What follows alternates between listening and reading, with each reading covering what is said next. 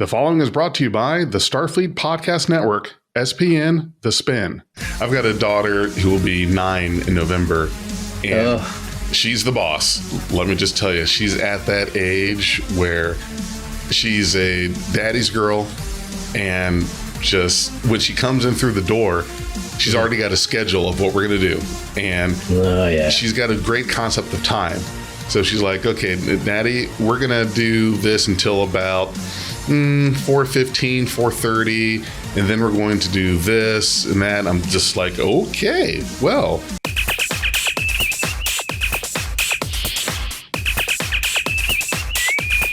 On a red alert. So I'm BigJ with Beyond Trek Podcast, and I'm here with Nick Cook. So you served as a lead actor on Star Trek Intrepid, executive producer, writer, editor. So pretty much you held every hat for that fan film series. Well, you know, there's a lot of people that contribute to that, and I'm not really. I don't tend to use titles very often. I mean, I did and do act on those films, and I do a lot of the editing. I certainly don't direct. I do a lot of the writing, but some others have started contributing writing as well. I've never really I've kind of avoided the producer title because I don't really like to call myself a producer. And it's funny because I was shooting a film with Greg and Steve from Starship Ambush this weekend, the first half of a film that a collaboration we're working on. We were all talking about, you know, some people take these things quite seriously, and I'm not criticizing that because, you know, whatever floats your boat. But for us, this is fun. We enjoy doing it. We've both dabbled in crowdfunding a little bit, but I think we've both found that not an entirely comfortable experience, just because I think that put on a lot of pressure. So, you know, accepting other people's monies to make films that is our hobby. I think we all felt a little bit. It was really helpful. And I'm still working on finishing up the film for that money, which is coming along very well, actually, despite all the COVID delays. But right. It's just not a huge...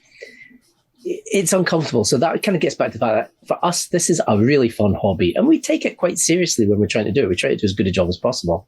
But I kind of eschew titles a little bit. If I was going to call myself anything, I'd probably call myself an actor. But, you know, I'm an amateur. I certainly wouldn't call myself any kind of professional. Sort of call myself an editor, but again, you know, I'm a enthusiastic amateur is probably the word. And I'd probably say the same about writing. I certainly wouldn't call myself a producer, although I know others have. And that title makes me slightly uncomfortable. But there's a lot of people that have contributed to Intrepid over the years. Certainly the first film we made, Steve Hammond, was very much a one-man band on producing that. I mean, he edited it. He did a lot of the visual effects. He did pretty much all the chroma key, the green screen work. He directed it. So he did a lot of the work on that film. Kind of since that first film, more has kind of fallen to me to do. I guess I've written since the first one. And, you know, as other people have gotten busy with other things in life, I've kind of taken over some things, but things like visual effects work is something that I do not have a skill in. I've been lucky to have a lot of very helpful people like Lee Andrew back in the early days.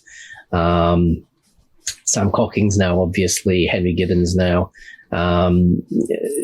Jen Carling. There's just been, and I think this is a whole part of the whole, it's a fun hobby thing because people like playing in that sandbox and they like to contribute in it. And it's amazing that people come and will do this stuff and they're not expecting to be paid for it. Which again is a very gray area. So, well, it's not a gray area. If you're making money for fan films, I guess that's kind of considered not a gray area at all. It's kind of very black and white for most people. Right. Because don't the rules on the fan films now keep you from being able to do any of that crowdfunding? Well, yes and no. I mean, there are people get this. There's a very fine distinction between guidelines and rules here. And to be fair, I don't think CBS has ever really clarified anything beyond here's some guidelines. And basically it's like, if you follow these guidelines, we probably won't bother you. But then again, we might if we decide we will. If you don't follow these guidelines, we still might not bother you. So for most of us that have been doing this for the last 20 years, I can't talk for other people, and I don't want to, but I think most of us have been doing this a lot. I guess I'm talking to other people here in a way, but most of the people I spoke to have been doing this a long time, and we've all had different feelings about it along the way. And certainly when they dropped in the first place, a lot of us were like, oh my God, how can we continue doing these films? But really, Paramount's been very hands-off, and I personally feel that they're guidelines, they're not rules. We're not required to stick by them. They're not a legally binding framework. The studios put them there to say, you know what, if you want to play in the safe space, have at it. You want to play outside of that safe space, you don't have that safety net. We might tell you to back off, we might not. And since the guidelines dropped, like maybe 2 films have been contacted. I know Sam Cockins was contacted at one point. They came to an agreement about what he could do in his film moving forward. So, you're allowed to crowdfund by the guidelines up to about $50,000, which is a ridiculous sum of money. If you can get up to that is excellent. Great job. I could. We did a crowdfunder about 3 years ago, just before the pandemic hit, and we raised about $2,200, which to me was a phenomenal amount of money. But I felt a huge amount of pressure to finish a film off the back of that, and still do, to be honest. I mean, the pandemic hit us not long after that, and that was like, I will tell you, that was like, there was at least a year there of I was really quite worried about the position we were in. But thankfully, people have been very understanding. They've not been kind of like chasing me up with pitchforks going, where's this film? Where's our perks? Which they've got, to be fair, they'd have every right to do, because, once you start getting into the money, they expect that product. Absolutely. And I think on that basis, I don't have a problem with people crowdfunding if that's the route they want to go down. I still contribute to fan film crowdfunders. But for me personally, would I go down that route again? I'm not sure I would. To me, it takes some of the pressure out of it, because this is an expensive hobby.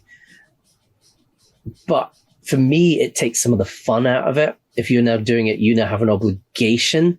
We make these films for us. And yes, we share them on the internet, and we enjoy seeing other people watch them and come back to us and say, hey, actually, I like that. Not so much when they come back and say, dude, that was shit. Excuse the bad language. That's okay. But, you can let the expletives fly. This isn't a kid's show. Yay. Fuck yeah. Yeah. Anyway. So we enjoy doing it. We enjoy putting it out there. We enjoy getting feedback on them. Even when it's critical feedback, quite often that can be, a positive thing. But when you start bringing people putting money into it, it becomes a very different prospect, and it takes some of the fun out of it for me personally. And it adds pressure in place of fun. So that's that. I don't know if I would go down that road again. And like I say, we didn't raise $50,000 or anywhere near. So I can only imagine how people would feel if they do raise those sums of money. So yeah, I don't think I would never say never, but I'm not sure I'd want to go down that road again. Anyway, what's your question? Because I went off on a complete tangent there, which is not unlike me. That is great. If you go off on tangents, you fit pretty well in Beyond Trek podcast, because we can go into tangents, rabbit holes. There have been whole recordings that we've done, that I've done with the other co-hosts, if we're doing an episode review or whatever it may be. Mm-hmm. And I'll ask, how did we get here? Where are we at? How are we talking about this? It's, you start with this and you have to explain that. Then you have to try to explain what you were explaining. Mm-hmm. Then you kind of go here for an example. And before you know it, it's, okay, wait a minute. What was even the original question? That's kind of my life, really. I mean, yeah, it is my life too. So you've started this, your first episode came out in 2007. That's right. And it was Heavy Lies the Crown, if I've got okay. You are absolutely right. Good. See, I did my research. Yeah. Well, it wasn't just that. I watched it. Mm-hmm. So I was a big fan. I'm so sorry. No, it was great. It was a very good fan film. I watched that. Hidden Frontier. Loved when you guys did those crossovers. And when you did this, it was at the perfect time, because there was no Star Trek content. We were in the middle of a drought, really, of content. And these people that came in to do these fan films, it was great because now we have something to watch. We have something Star Trek that we can look at. And compared to then and now that we're just full of Star Trek content, do you find that it's more difficult now because you're not the only act in town now? Now you're competing against Star Trek proper, as to where before it kind of felt like yourself and Hidden Frontier, Continues, New Voyages sort of like had the arena. So that's an interesting question. I don't think I've ever been asked that question before. Good. Thank you. So from my point of view, we don't make these films to compete with anybody. We don't make these films even really to get, I mean, it's really nice to get views, and it's really nice when people watch them and enjoy them. But we're not doing it for views, and we're not doing it to compete with the real shows. It's just it's fan fiction. We make it, we put it out there. You could ask other people that make fan films and you might get 100 different answers. I have no idea. Certainly from the people I know, I think most of them aren't interested in competing with anything or anyone. So the tangent to that, I would say, is that we probably get less views now than we did in the day. Maybe that's because people hate the films we put out now. I don't know. Although some of our films still get, some of our, a lot of people hated them in the day as well. We still get reasonable views as kind of fan films go, but I think everybody's views are down. Unless you get one of the really big viral hit fan films, nobody's getting like hundreds of thousands of views for these things.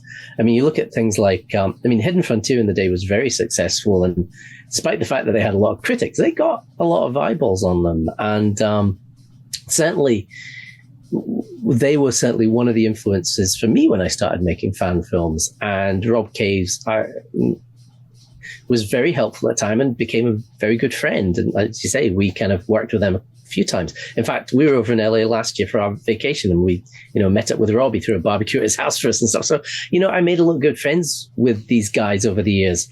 Even people like John Broughton from Farragut, I've always got on well with him. I've loved what the Farragut guys have done.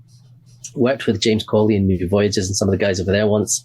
I very famously posted a review of their first film back when I was a lot younger and a lot more arrogant, that really wasn't very, it was quite critical, and I felt it was constructively critical at the time, but was probably impolite, and I didn't really think that one out. It's like the email you type out and you delete it once you're done typing it, and maybe you shouldn't have sent it. Then you realize, oh shit, I replied all. I think I probably thought I was a lot smarter and a lot better as a critic at the time than I was. But anyway, James was still quite gracious about that. And they invited me to come and be in one of their films, and actually killed me off in a horrific fashion. So I don't know if there's a kind of parallel between those two things. But I had a great time with them. They were a great bunch. I had a great laugh. It was a really good experience.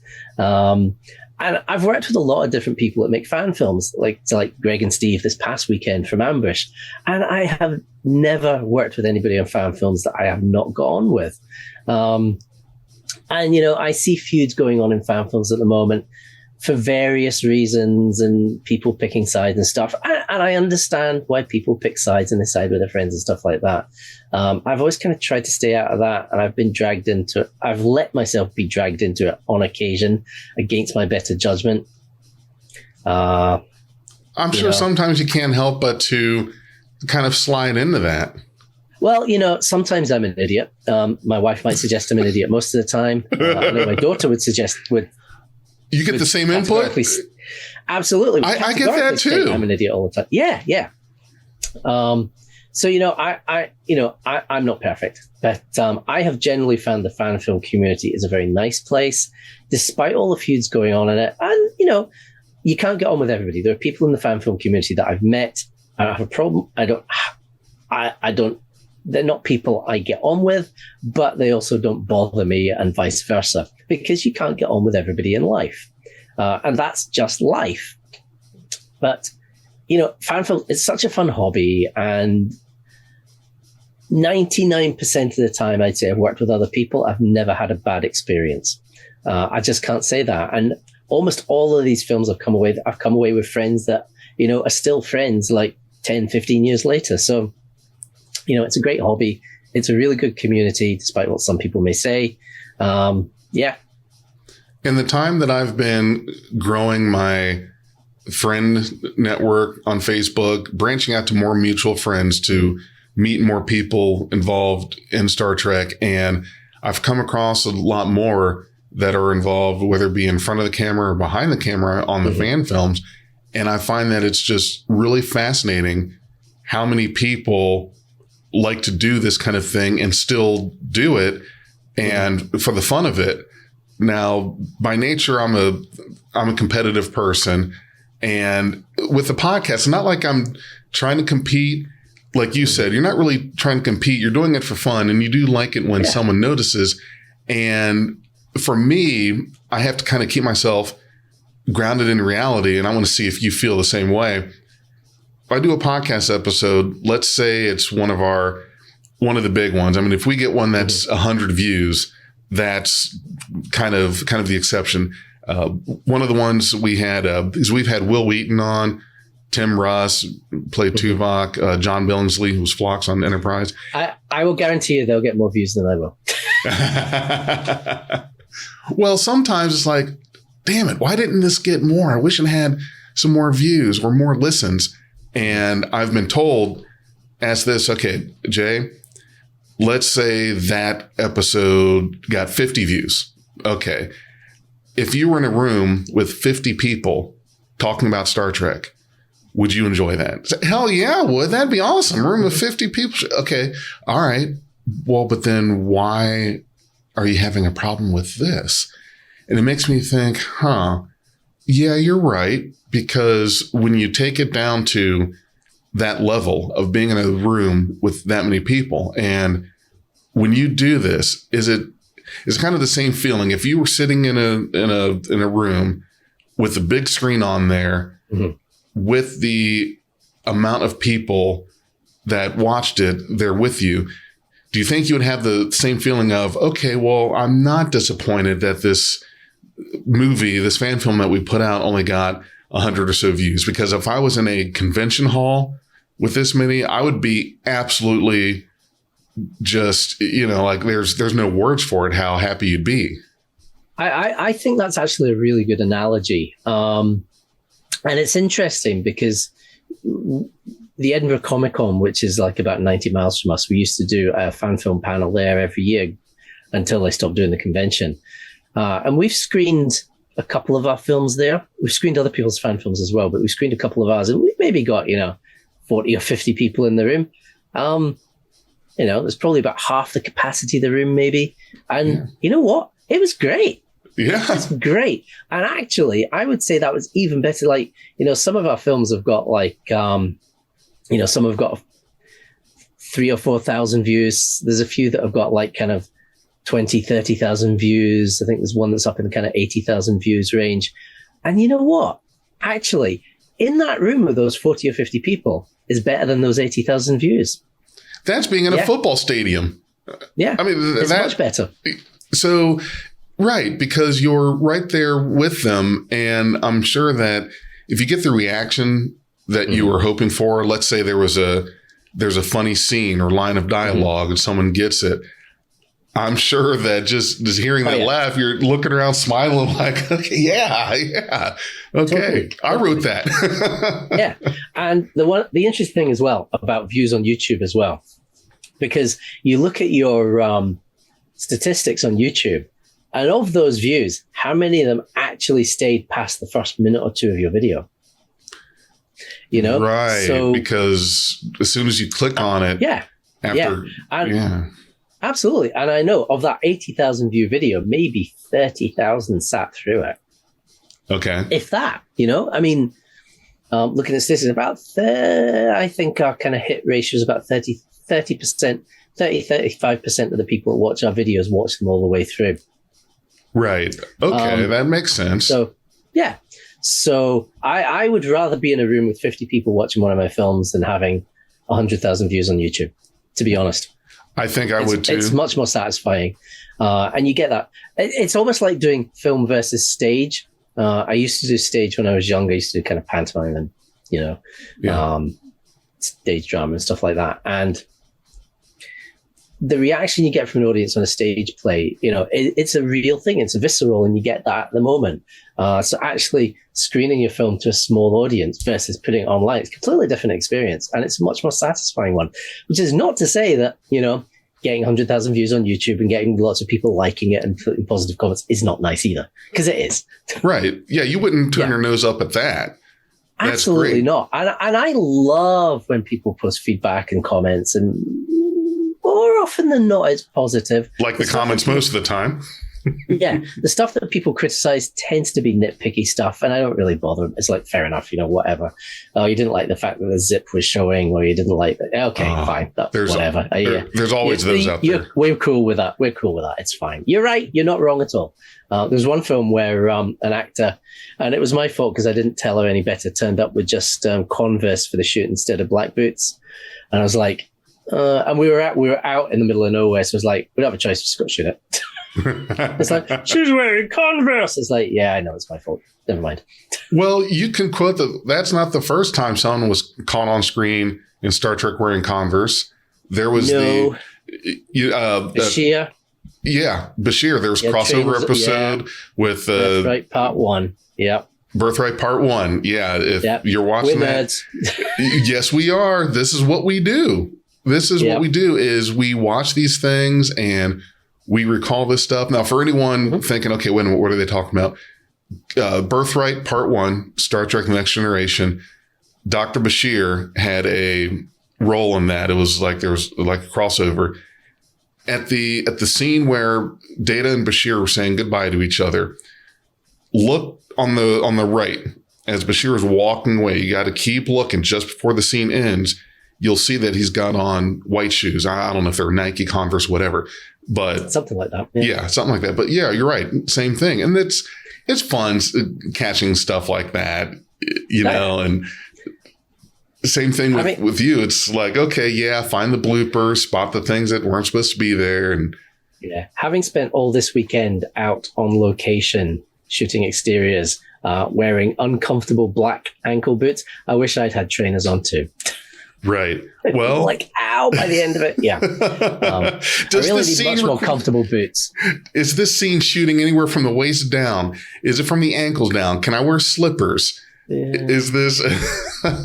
I mean, that's entirely on me because I should have thought about that. I thought these were new boots. I thought would be more comfortable, but they weren't. So never mind. Right. Well, that's what a producer does, right? You got to be ready to, okay, you can wear this for this shot, and we're going to be out here on the rocks, so be comfortable. We'll try not to do any wide angles. Yeah. So the fan film community that I've been interacting with is great. Mm-hmm. There's a lot of nice people that you can meet and get to know. You threw a couple names out there. John Broughton, he's himself, and Callie and Vic, people I'd love to talk to, and I've put out the messages to try to get them on because, of course, I would love to be able to meet them and talk with them. And I actually throw this name out to you if you've heard of this one, Ray Tessie, who I know of Ray. I don't know Ray, but I have spoken to Ray. Know of him in the studio that he runs down in Georgia. So I actually, for him, sent in a treatment on an idea that I've got playing Captain Sisko in a fan film, because we did our talk together, and after that said, you've got that look of Sisko. We'd love to have you be able to be in a fan film and write a treatment for that character and take the character, put him on the Constitution class ship and go from there. I'm thinking, oh my God, that's a tough one, because that's kind of been done.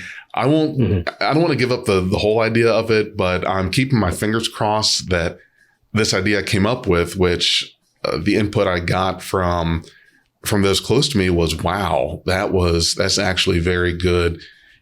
Never thought of that idea of a story.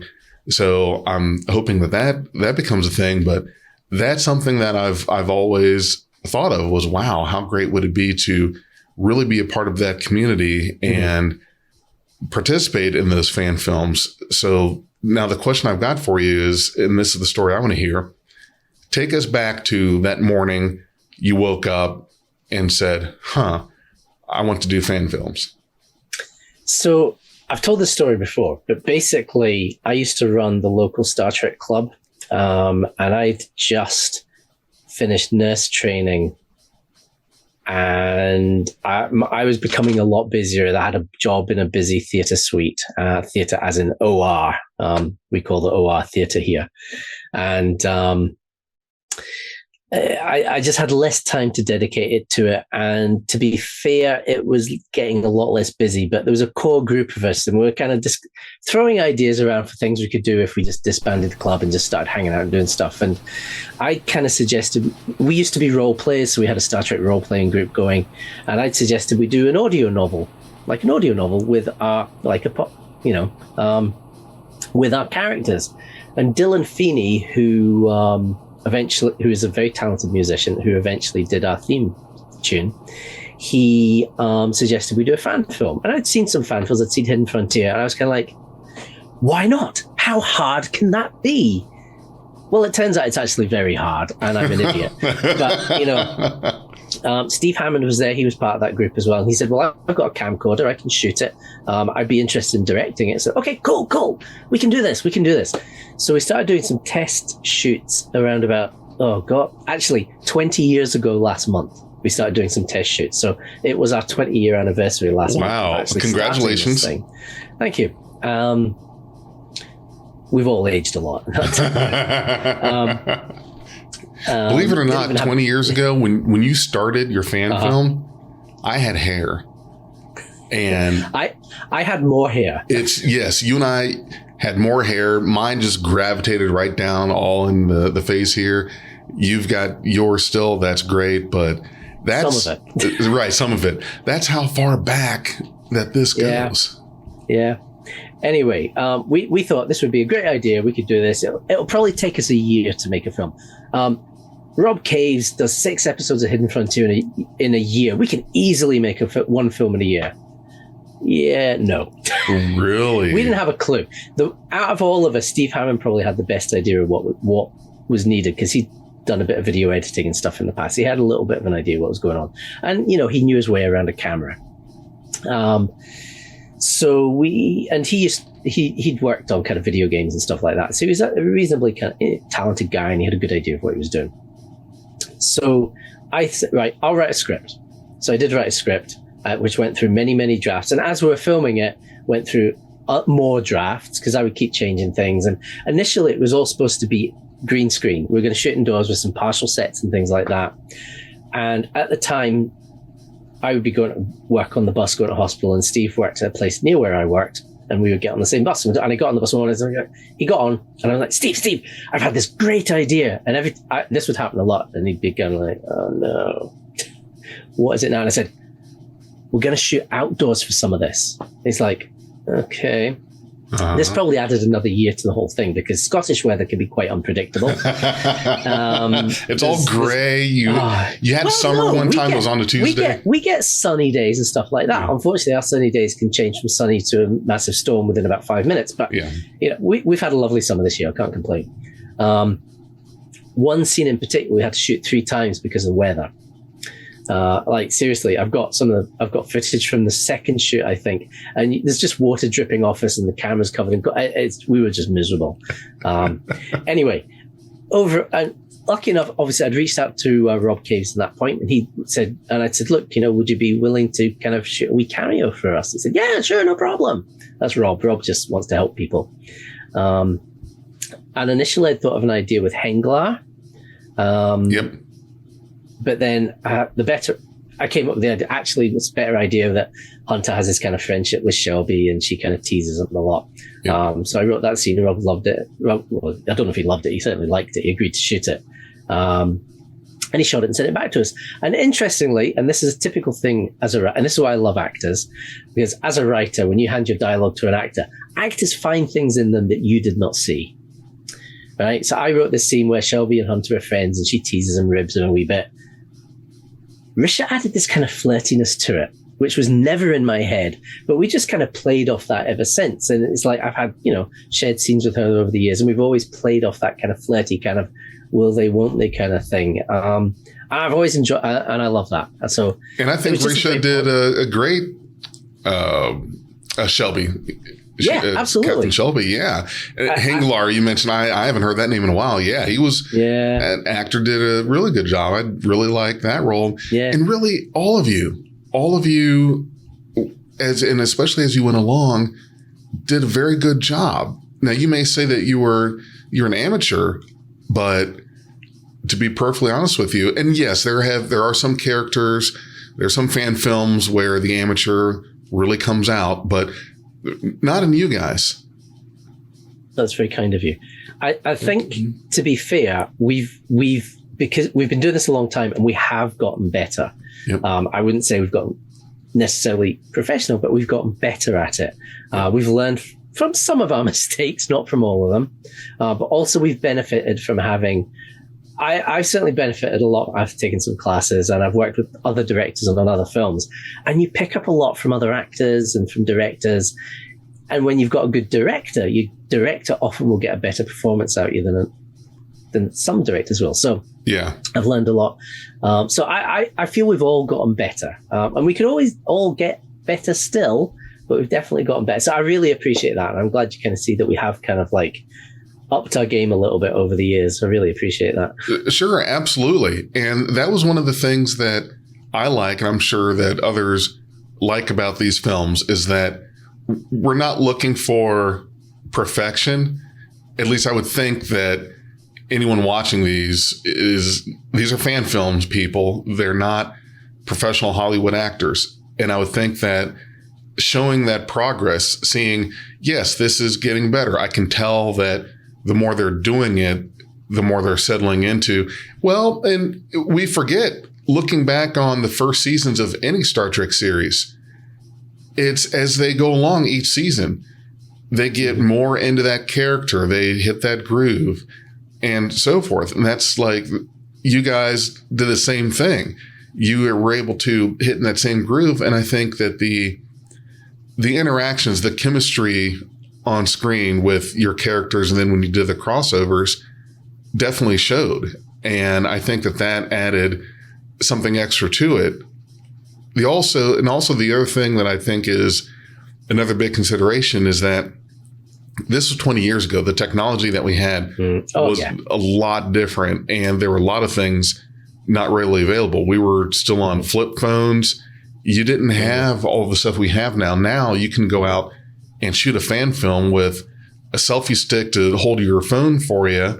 And the phones have just as good a camera and video quality as, getting an actual home camera. So now you've got all the stuff around you. The software is more accessible, and these things get easier to use. So I think that's another thing, is to even be able to do this back then at that time. Have you found that it's become a lot easier because the technology has changed, or do you still have where the challenge is not technology based? There certainly were technological challenges at the time. I mean, that first film is very low resolution. It was shot on a DV camcorder, so it was like 720 resolution, I think. But at the time, hard drives were not cheap. We didn't have a lot of money. Right. Steve couldn't afford a lot of storage space, so he captured the footage at 512 resolution by 284. Yeah. So it was a lower resolution anyway. And then when we put it out, I think we exported something like 376. So there is a 512 pixel version out there. But that is the highest we've got. And if you think about now, we're on 4K. I mean, it's like it's postage stamp. Night and day difference. Yeah, night and day. So technologically, there's certain limitations by what we could do. Now, we're almost spoiled with the technology. I mean, our sound at the time is terrible. Our sound's gotten much better, but at the time, now we're spoiled with the technology. Yes. I mean, we've got a guy called Angus who comes and shoots on his equipment. He's got some very good professional equipment, but I mean, need be. I mean, this is just an APS-C camera. I mean, I've shot scenes on 4K for one of our films on this thing, and I mean, it's small, but the footage looks good throughout. I mean, I've got a little handheld 4K capable video camera sitting right there. That's the kind of thing you just didn't have at the time. you're right, people do make films on their phones now as well. So these things, so there is that democratization of fan films that in a lot of ways makes it easier. The flip side of that is having all these toys to make it easier should mean that you're able to spend more time on making sure you have a good story, making sure you have good performances. I'm not sure that always happens. And we're guilty of that as well. I'm very bad for kind of wanting to rush and get things done and do this and do this. And some people can work very well with that. I am not, and this is why I don't like to call myself a producer, and I don't like to produce. I am not an organized person. I am like, I am one of those typical, slightly disorganized creative types. And I hate to call myself creative, but I mean, I am at my core a creative person. Yeah. But I'm not an organized creative person. I am scatty. I am all over the place. I mean, this is my office. I've got like a bazillion half-finished props and other things in here that, you know, and costumes and other things. It's like, I'll do a bit and then, I need to do, and yeah. So I'm not a very organized person, which probably doesn't help us much because I'm also kind of in a lot of ways the person that drives this. Yes. And I was talking about to somebody, I think it was Greg at the weekend, I was saying, it's, you know, and everybody in the people that work on these things, we all enjoy it. It's all fun. But it's kind of my passion project. And I'm the one that, you know, okay, let's do another film. Okay, there, we're on board. Yeah. So if I didn't do it, probably nobody else would hear. And I don't mean that in a, well, I'm the most important person. It's not like that. It's just that I'm so passionate about doing it. And everybody else comes along in it and they're excited. And they're there supporting me because It's my passion project. Now, they enjoy being in it. It's fun and they love seeing the finished films. But it's kind of driven by me in a lot of ways. And that sounds like I think I'm the most important person here. I am not by any means. These folks could easily make this stuff without me here. Easily. And to be honest, there's more organized people than me that could run this and probably do a far better job in this group. But yeah. Do you feel like being a leader just comes natural for you? Because I feel I feel exactly identical to how you feel. Is that well, you are, really think about it, because, and I'm the same way. I feel like if I'm not driving it, if I'm not doing it, it doesn't get done kind of mentality. I've got that personality where I can't sit back and wait for something to be done or organized. I am one of those people that if something is there's going to be any kind of venture, recording, changing, doing this or that, I just feel like, okay, well, that's just my job, my responsibility, because that's the kind of person I am. And do you ever find that with trying to organize these films, or really just any event in general, does it really feel like herding cats? Do you get people that are ready and willing to do it, or is it just kind of like you've got to drag them along? Like, okay, we want to do this thing. Let's try to get you on board. What I found is that I'm very fortunate, and it is a bit like herding cats, but not insofar as they're unwilling. Because actually, most of the people, my friends, and the people that work on these films, and the people that come in later that had nothing to do with it in the original when we started, that have joined us along the way. Some have come and gone. Some have come and stayed. Everybody's always, once we get on set, everybody's enthusiastic. And when I say, right, we're going to do another film, I'm not getting people going, people going, okay, right, fine, what are we doing? And I'm actually, really, really, I'm really touched by how enthusiastic people are when we make these things. Because, 20 years down the road, everybody could be going, well, maybe Steve Hammond is a bit like that, because he's like, I'm getting old now. Don't just. I don't blame him at all. We're both about the same. I'm too old for this shit. Yeah. But you get Steve on set, and again, he's like a gem on set. Bit grumpy sometimes, but so am I. Aren't we all? Usually with each other, I'd like to point out. But because it is a stressful environment sometimes as well. But no, it is like herding cats, not so far that people are reluctant, because they're not. They're quite enthusiastic, quite the contrary. But because everybody has lives and jobs and families and schedules, The herding cats part is trying to find times where you can get everybody together, which is actually one of the big problems we had with our crowdfunding film, in that our lead actor, she moved away. So trying to work around her schedule was really, really difficult. But also because we had such a large cast for that film. This is one of the things Sam Cocking does not like large cast films because he says it's really difficult to schedule. And he's right. We had a big cast for this film. It was so difficult to get everybody scheduled, to get everybody together in the same place at the same time. That's There's hard. a lot of stuff it's really hard. And we were supposed to film a lot of this film outdoors. And there's quite a large section that's supposed to be filmed in a cave. We couldn't get it scheduled over the summer period where the weather would have been conducive to it. So we had to shoot it later in the year, which meant we had to shoot it as interior. So we had to green screen it, which has added more production time and more work to it. But it was just we couldn't schedule it.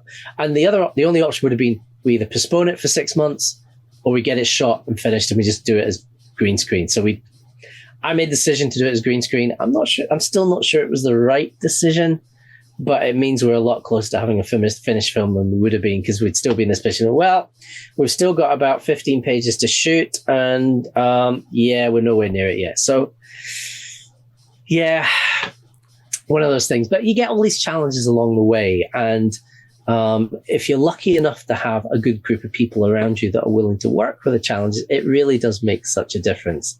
Laura, who directed this last film, who probably is fed up with my shit. Sorry, Laura. Laura is very, very, she is a very, shall we say, in charge director, so she doesn't take any crap from me. She's not taking any shit. Yeah, I was told to get out of her way a few times, and probably rightfully so. But she was very organized when we were on set, and she got some really good performances out of her actors. One newcomer in particular. I'm really happy with the work we got out of that film, and I think when it's out, I think some people will like it, some people will hate it. I hope all of those who contributed to the crowdfunder really enjoy it, because if not, I'm going to be really sad. But I think the film itself is a lovely story. I'm really proud of it, and I can't wait to get it out and get it finished. I'm hoping maybe end of the year, early next year, but we'll see. It depends on a lot of factors with sound work and scoring and still the remaining effects. And and the people that are doing effects for me are always busy because they're working on other stuff. So we work at their pace because they're, again, volunteering their time. You're absolutely right. And that's what can be difficult, because this is a hobby for us. It's a side project kind of thing. Doing fan films, that's a hobby. You've got to balance that with real life, with having kids, having work, school, and all of those things. So it can be certainly very hard to do. We've experienced the same thing on our end, just with the time zone difference. You and I had that because you're 7 hours ahead or something right now. It's generally the 7 or 8. I mean, what time is it where you are? Right now it's 11:15 a.m. It's 4:15 p.m. here. Right. So that's 5 hours? 5 hours. 5. Okay, 5. Must be 5 hours. So is that right? Yeah, 5 hours. Right. Where are you anyway? Cincinnati, Ohio. Kind of East Coast. Okay, so you're kind of on the East Coast. Yep, on the East Coast. So cool. It's not as bad, but once you start adding those hours in difference, it can be pretty difficult, because what would be for you a good time to do recordings or talking or whatever it is, that's because your day is over, you're in your evening where everything's winding down. I'm still right in the middle of the workday. And so that certainly adds a challenge. Now, do you have anyone is it everyone that is involved in the films, like your actors and so forth, they're all there? Like, you don't have anyone out of country, do you? Not out of country, no. Although we have worked with people from out of country in the past. Yeah. And Bodo Hartwig, who many years ago when he was still available, we still talk from time to time. He had come from Germany to work with us a few times, and he was great to work with. He played a very, very good Vulcan for us. I'd love to get him back sometime. But he has a very busy life now, and I think traveling's kind of less of a priority for him. But yeah, I mean, in fact, well, all of them now are either local to us.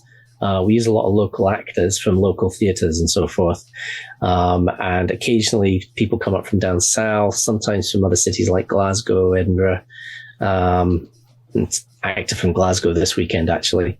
So they're not too far away. But again, once you start putting, nowhere is more than probably 8 hours, and most of them are probably within an hour of us. So that's not a huge challenge for us, but sometimes it is. Right. Well, and you can adjust pretty well to the challenge because you guys are still able to do it. It still happens. It may take longer, but but it still gets done.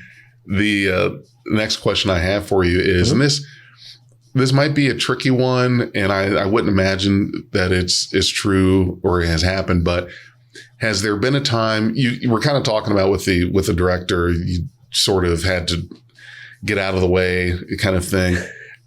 Are there any occasions where there's a lot of disagreement or conflict? I don't like this script. This character wouldn't say that. Yes, they would. That's the script. You really need to go with that. Or with the director, here's how I need you to play this part of this scene. And okay, we've had 5 takes. You're still not getting it. And we need to get this done.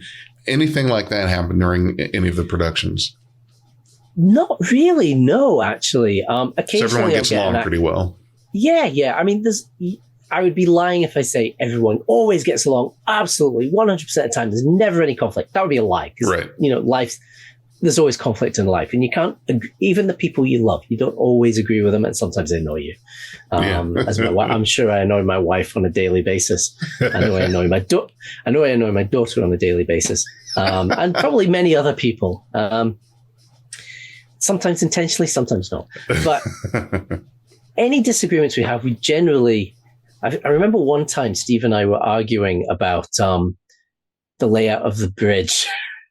And I'd like to point out I was right. But, that's kind of the limit of our disagreements, really. You proved the point. You were right. But I am not always right, by any stretch of the imaginations. When I hand a script off to a director and I'm there as an actor, excuse me, when I'm there as an actor, I try to keep my oar out of it. But one of the things, because we work with such a small crew, we wear a lot of different hats. So it's sometimes difficult to take that step back and not say, oh, I need to do that. So sometimes that's how I can step on people's toes. I did step on Laura's toes doing that last year, the year before, a few times, because it was just naturally, I'll go, no, get out of my way. It's like, oh, right, okay, sorry. And she was totally right to tell me to get out of the way.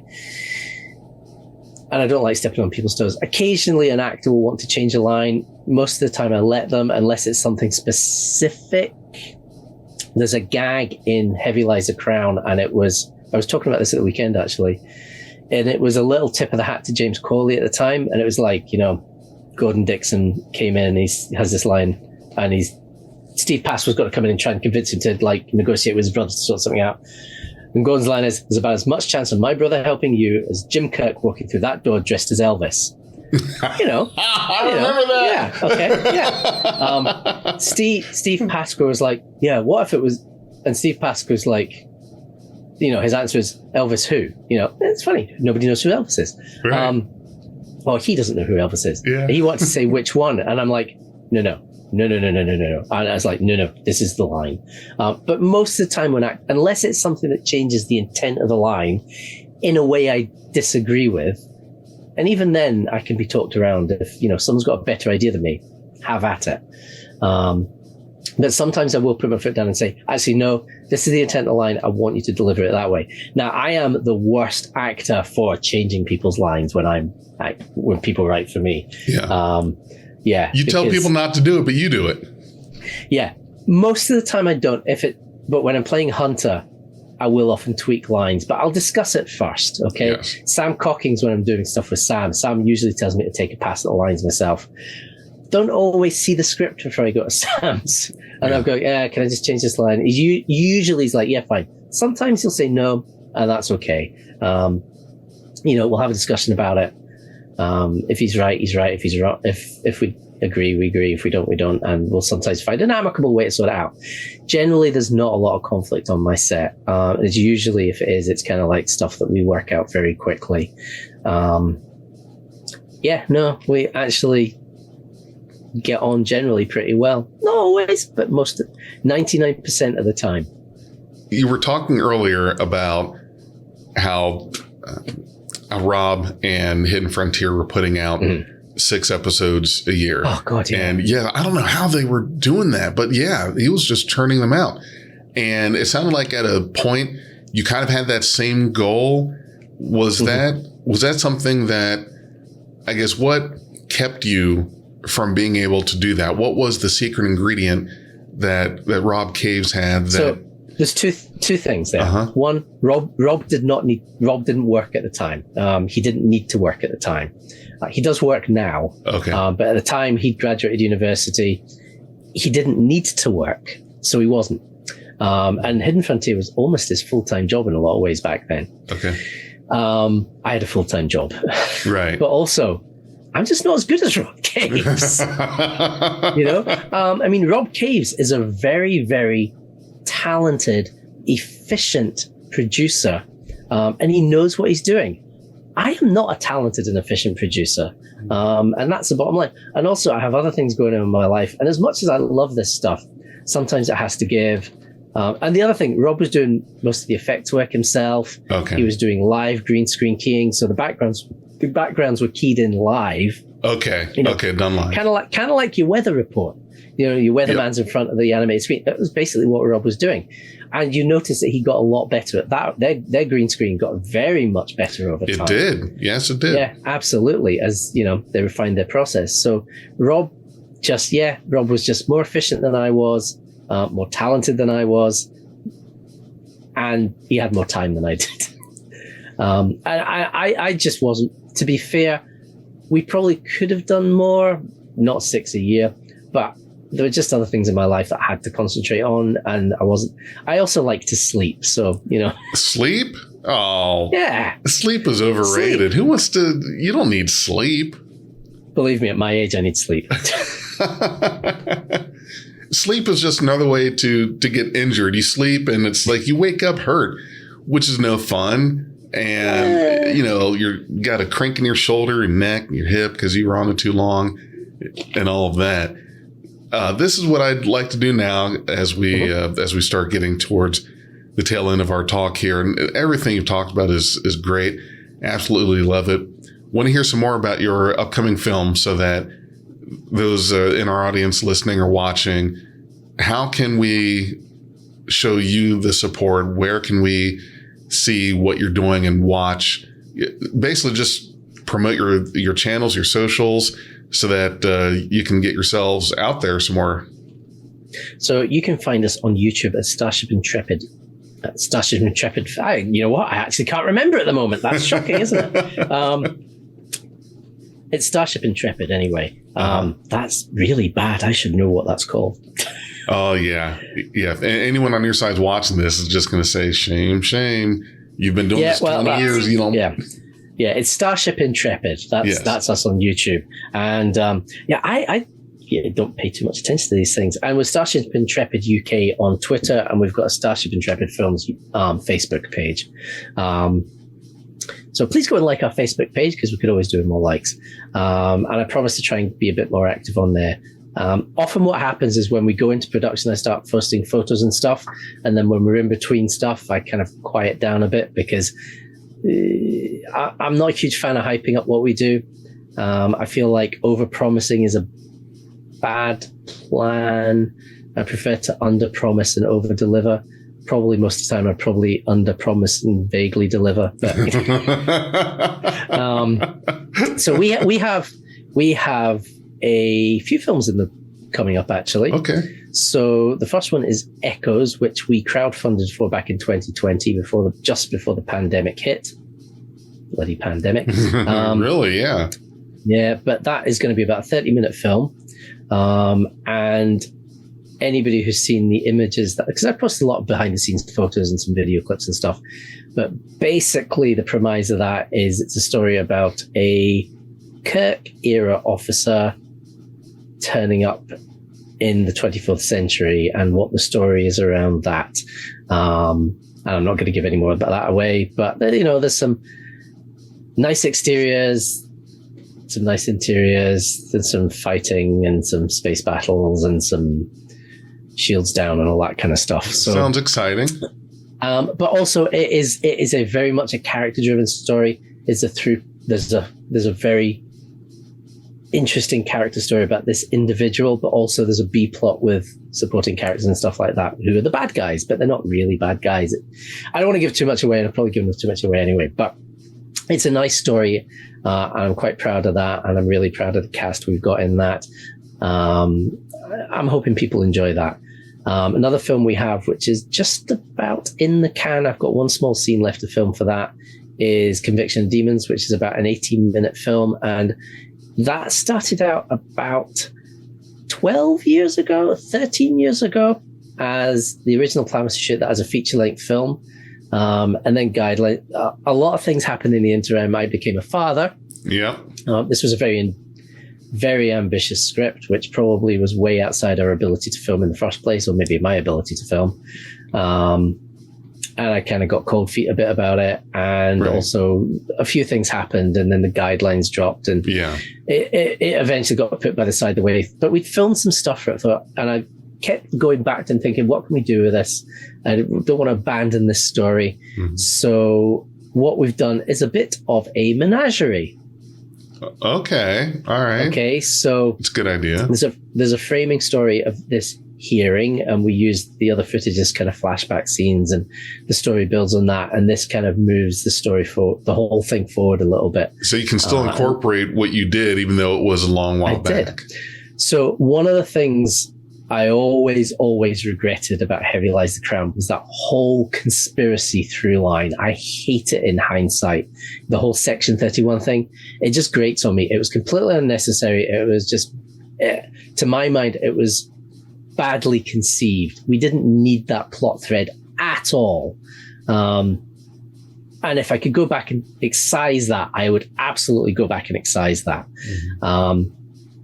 So this kind of wraps that up with a neat little bow and kind of ties that story off. So that's my plan with this one. There's another film called Destruct Sequence that Steve Hammond is editing. He wrote that one, directed it, and he's editing it. We shot that a few years ago, and then Steve's kind of got busy with life, but he's getting back to editing that. That's probably about another 15, 20-minute film. It's a lovely story. I'm looking forward to seeing that one come to fruition. I have seen a rough cut of it. Another one is currently untitled, but because it was our 20th anniversary back in August, Sam Cockings had suggested we should shoot something. And I was like, yeah, we should shoot something. And this went on for like months. It's like, yeah, we should shoot something. I'll write something. And then I was going down to his for his 30th birthday back in June. And he said, I've written something. I was like, oh, okay. So he insisted. We were going down for a weekend at his. There's a bunch of us going down for a weekend at his for his birthday. Right. He insisted on filming some Intrepid while I was down there. I'm like, it's your birthday, Sam. No, we'll do this. So, and then he put it off to me, and then he wanted me, and then I've written stuff to go with it as well. So we filmed this story that's kind of like an homage to Heavy Lies the Crown. Okay. So he's going to be de-aging me for a fair chunk of it. Oh, so you guys have de-aging tech. Oh, have you seen the film we released? I think it was last year, Pursuit of a Dream. No, I haven't. I do need to watch that. Okay, so watch that one. We used de-aging in that, and that was early on, and use it quite effectively. So you see Hunter in several different time periods, from when he's a lieutenant up to when he's a captain. Oh, I've got to see this. I'm going to watch that as soon as we're done. That is probably one of my favorite films that we've done. Sam directed it. And I have to say, when Sam directs me, he tends to get good performances out of me. Yeah. Anyway, we shot this new film, so we're going to be de-aging me for a lot of that. So it takes place around and in about Heavy Lies the Crown, but it's kind of like Hunter's journey just before Captain Talaf dies to when he takes command of the ship. So it's kind of in between those spaces. And we recreate one of the scenes from that film. Oh, that is great. I like it. We're going to recreate. Yeah. So obviously we shot that film, many years ago. Yeah, a while back. But we're going to recreate one of the scenes for that. I'm not going to give too much away. But it's one of my favorite scenes in the whole thing. But I was never happy with my performance in it. Okay. So we're going to recreate it and use proper virtual Voyager sets. And it should be kind of... We've already shot that bit of it. There's some other stuff we need to shoot for it. I've got the footage. So I have started editing that a little bit. So that, maybe that'll come out next year. I've got another film that I shot with Sam, which we still have bits of a scene to do with some of the Intrepid cast. And some of the Intrepid cast will appear in this other one as well, because I'm going to use some old footage and we're going to upscale that, and we're going to get some voice work from some of them as well to integrate them all into it. But this other film that Sam shot for me is kind of a crossover with his Trek shorts. So we've got Alexa who plays Captain Joan Keller in his films and in not the Holy Corps, Gary O'Brien's other film, the name of which escapes me right now, but maybe it was the Holy Corps. I think it was the Holy Corps. She is very, very good, and she's a very, very professional actor. It's quite intimidating, actually.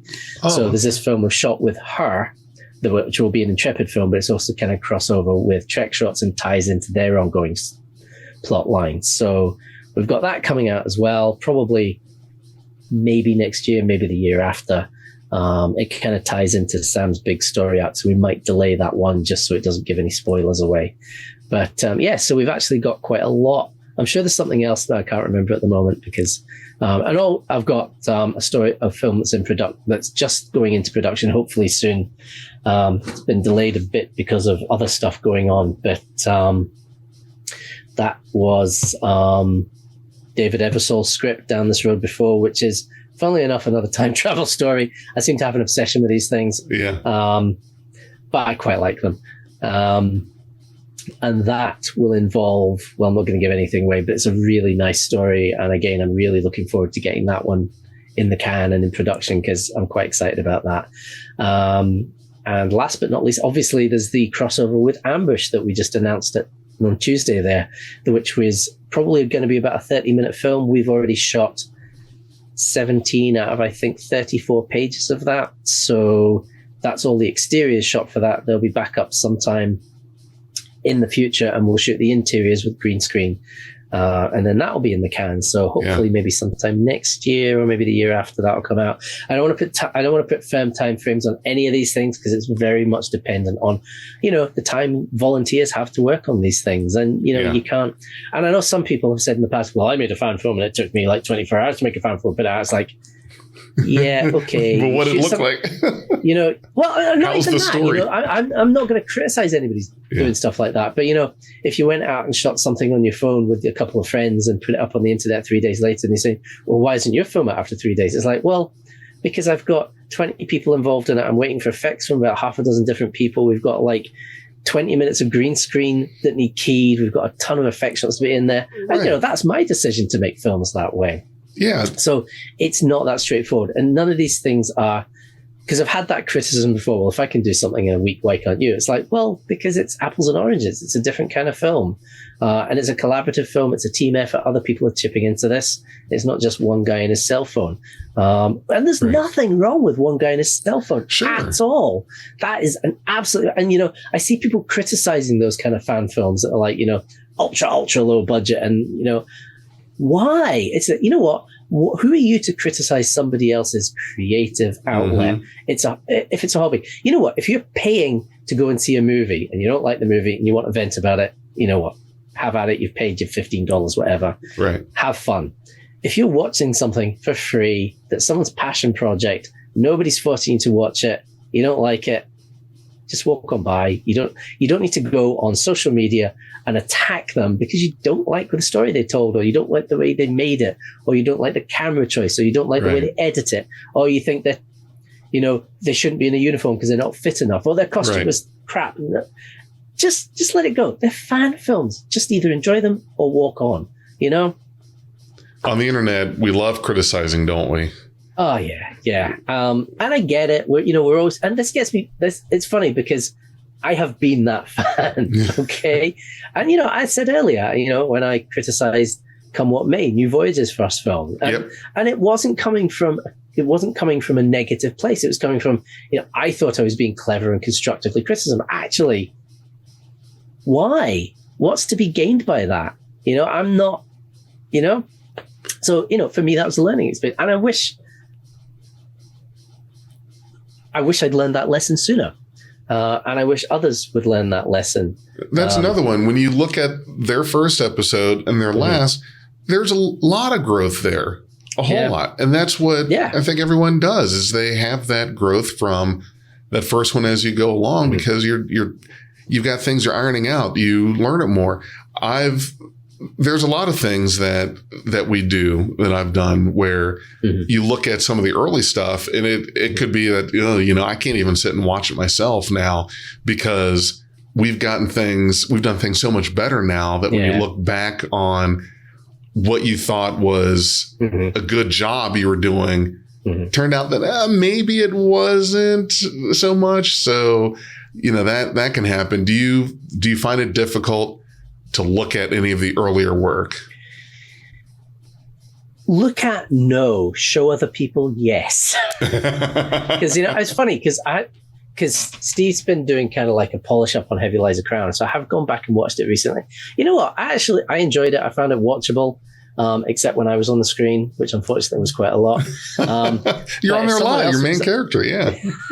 But when I'm showing these things to others, I get very self-conscious about showing these films to others, or actually telling people about them. I work with Sam Cockins a lot. Sam Cockins promotes his work all the time, and he's very verbose about it. This is what we're doing. And, he's no hesitation about talking about this stuff. I'm kind of like, well, we made this film, and there you go.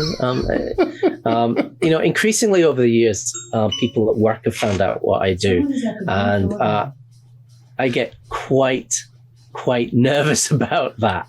But generally, I found people I know who I work with have been quite nice about it. So, Nick, thank you so much for not at all. Being on today, taking out the time to join me. I think the work you're doing is great, and looking forward to seeing your fan films. So, Starship Intrepid is how we can find you online. I'll send you a link. Great. All right. Well, there we go. That's the podcast. And thank you for being here. And definitely check out all of your work. Thanks for having me. It's been a pleasure. It's been nice chatting. Yeah, we'll have to do this again sometime. Sure thing. Especially when your stuff comes out, kind of look at that and talk some more about it. So thank you. Really appreciate it. No, at all. It's been a pleasure. Okay. And you make that Captain Sisko fan film. Go do it. Yes. I really hope that the treatment is well received, and something I definitely want to do. I think it could be a good thing. We are Beyond Trek Podcast. Lower your inhibitions and surrender your years. We will add inspirational and hilarious Trek content to your day. Your attention will adapt to subscribe to us. Resistance is futile. If you enjoyed this podcast, you can support us at patreon.com/BeyondTrek.